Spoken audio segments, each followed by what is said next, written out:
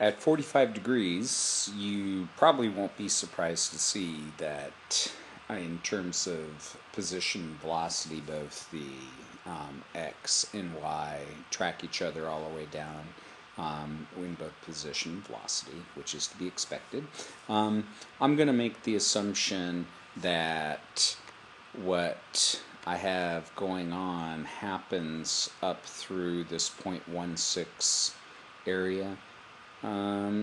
Yeah, because I'm looking, and this is when the balloon has traveled roughly a meter in the X and the Y, and the velocity in each of the dimensions is the 11.36. Again, your mileage will vary, that you should base these limits on what you have in your Logger Pro data. So I'm just going to go ahead and get rid of that information that I don't need. So this ends up being a model for the position, velocity, and acceleration both horizontally and vertically during the launch. And so I'll do the same sort of thing for the flight, but during the flight that I'm going to start at 0. I'm going to reset the initial position as 0. For my velocity, that what I'm going to use is what I ended up with here, and I wanted the value, it's 11.36 in both the X and the Y direction. And the, let me click again. I've got errors. I'm doing something on previous pages. So I'm going to jump back to the flight, and I'm going to put it in 11.36. And then the acceleration in the X direction during flight is 0. My initial Y position is 0.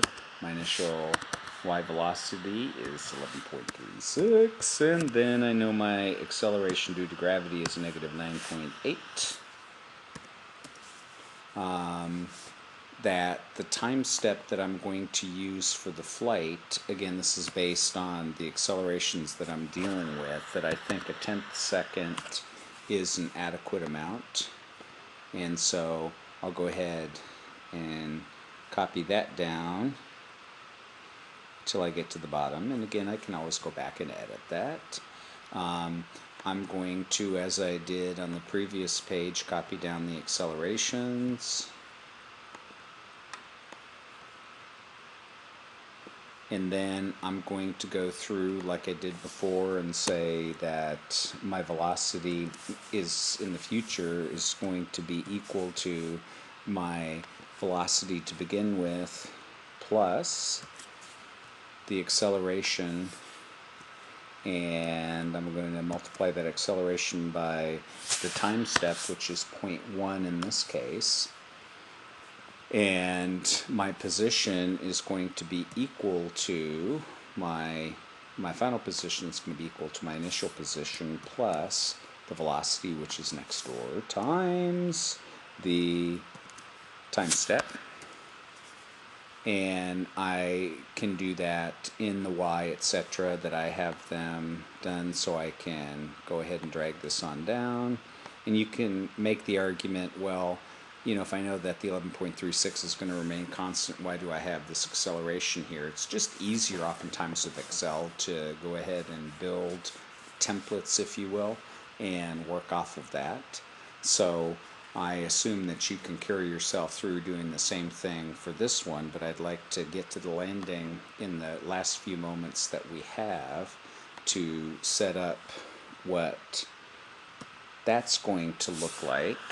And so I'm going to have an initial time of 0, initial position of 0, that the initial velocity is going to be the 11.36, that right before it hits, and the acceleration in the Y direction is something that I got rid of it.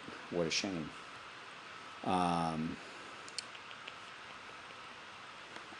Go back to here. That I had, I'm going to go ahead and put in 1200 meters per second, and then the initial Y